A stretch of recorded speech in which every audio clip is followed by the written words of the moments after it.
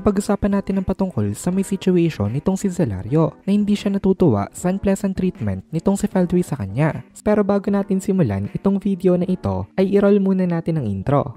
Hello everyone and welcome to my channel, ang inyong source ng Tagalog na Tansura Contents. Sa channel na ito ay pinag-uusapan natin ang mga nangyayari sa may Tansura universe. So without further ado, let's get into the video.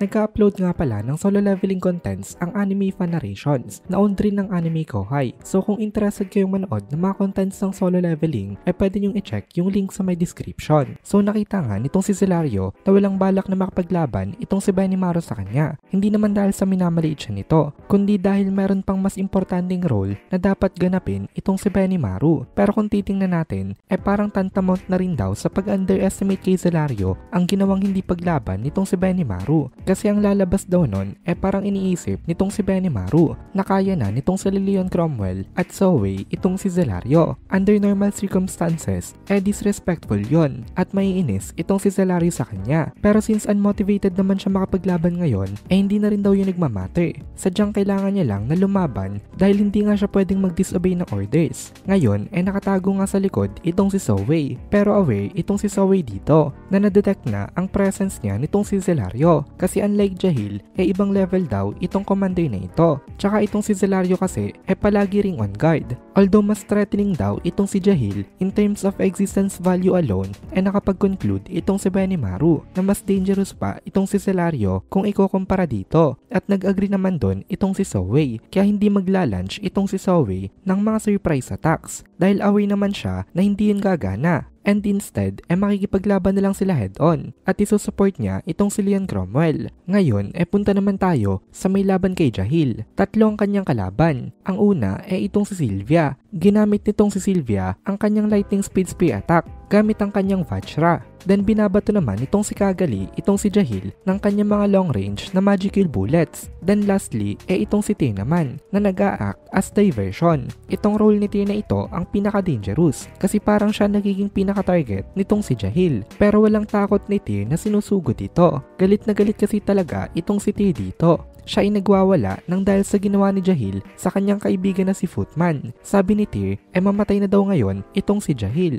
Pero sabi nitong si Jahil sa kanya, manahimik daw ito. Itong mga ito daw para lamang nagsama-sama ng mga insekto. Kaya wag daw isipin itong mga ito na kaya nila sa kanyang manalo. Ngayon, gamit nitong si Tyr ang kanyang bagong weapon. Ito ay isang sight na tinatawag na Tyr sight. Ito ay galing kay Kurube. Nagre-release itong weapon na ito ng napaka-ominous na presence. At isa daw ito sa mga highest level of legendary grade or maybe ay even nakaabot na ito ng mythical grade level. Na-realize agad nitong si Tyr simula pa lang nung kanilang battle na itong sight na ito significantly better compared dun sa may broken sight niya dati. Sabi daw sa kanya ni Kurube, kaya daw Tyr sight ang tawag dito dahil Tyr daw ang kinukuha nito at hindi ang buhay ng kanyang opponent. Hindi ko rin alam kung bakit sinabi ni Kurube. It doesn't really make sense to me. Pero siguro, ang ibig sabihin niya kasi, dahil sa sight na ito, kaya mawawala ang depression nitong si Tyr. At para kay Tyr nga, ito daw ang pinaka-perfect na weapon para sa kanya.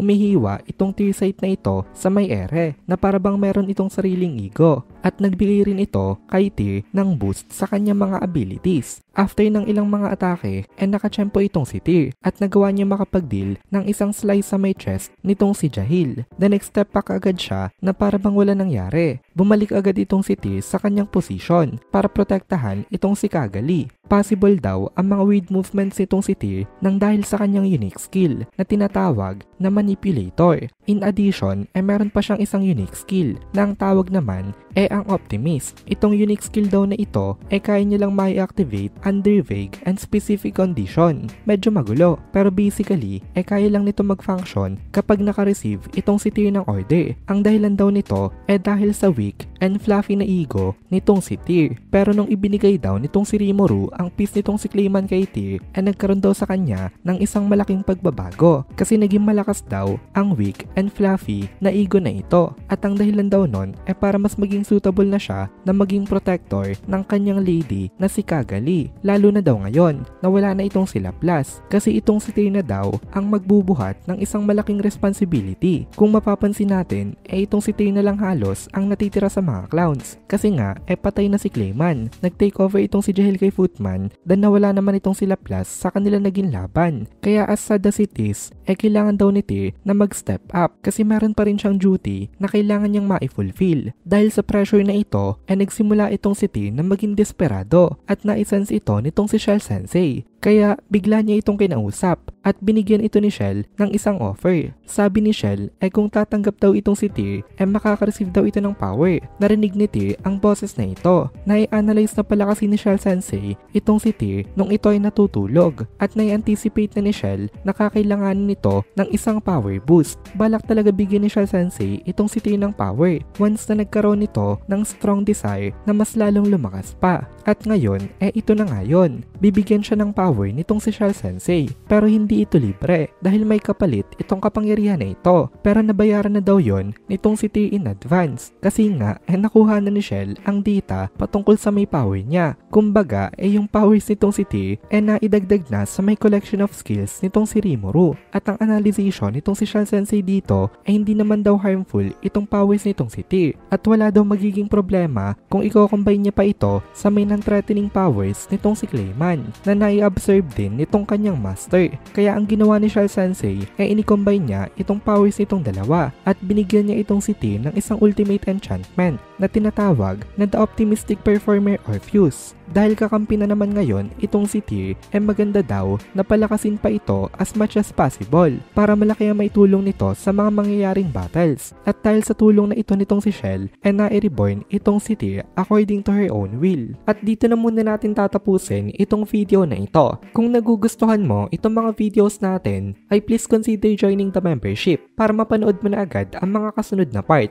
dahil palaging advance ang ating mga members. Also, ay please consider leaving a like at mag-comment ka na din para ma-boost naman tayo ng algorithm.